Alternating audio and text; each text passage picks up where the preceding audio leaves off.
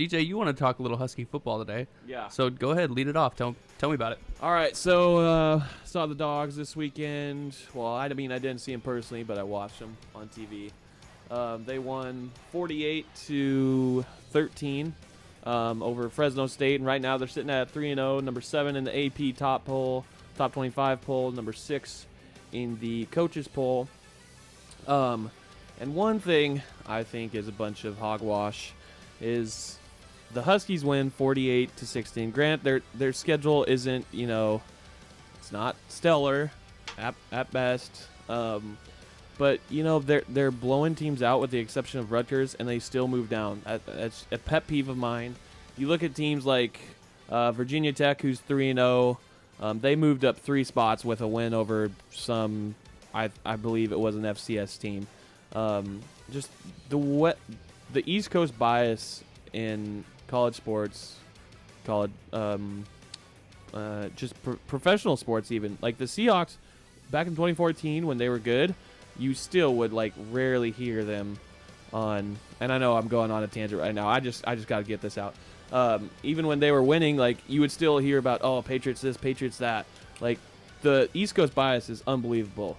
And the Dogs have moved down twice in the last 2 weeks.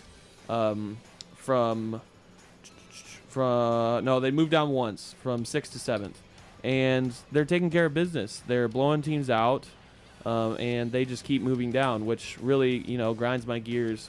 But sorry, that was just a quick rant I had.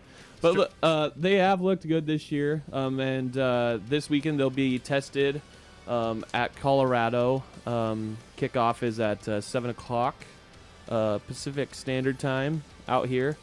So this will be the first really true test because it's at Colorado as well. That's always a tough place to play with the altitude. Coming off the season they had last year, they've looked good again this year with Montez as their quarterback taking over for Cepho. I really want to see how that defense is going to fare against Colorado's rushing game. You got Keyshawn Bierria, you got Vita Vea, and they're going to kind of lead the charge on this defense this year, and we'll see how they do against the Colorado rushing attack and Phillip Lindsay.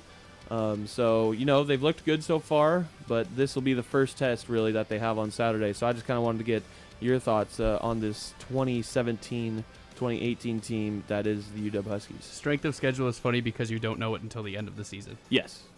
You just got to trust the process. That's why it's a funny thing. This team isn't that good. Well, all of a sudden at the end of the year, they're 7-3 or 5-4 or whatever they are, and you go, whoa, they were better than we thought. Well, that's going to hinder whatever teams had played them that are better than them because they're not getting the votes that they might deserve for beating a Rutgers team that was perceptually very bad, but they put up 65. Gave the Huskies a good game and, played well last weekend. So, strength of schedule, weird thing. Seth, you got any thoughts on the Huskies?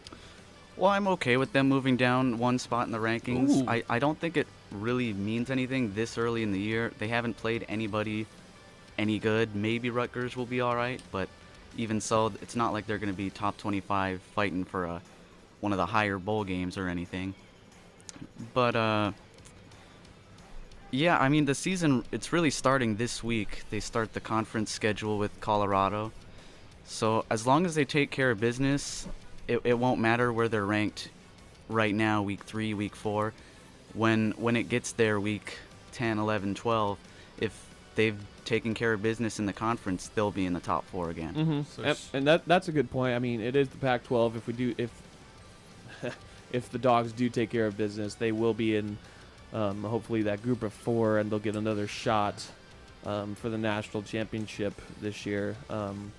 Even if they don't, even if they have one loss, and that's the conference championship, maybe against a team like USC or something like that, then, it would still be a successful season. But I really hope that strength of schedule doesn't kill them too badly at the end when the playoff committee is selecting those 4 teams to go into the playoff. Yep, it should be fun to watch the University of Washington Huskies football program and what they can do throughout the season.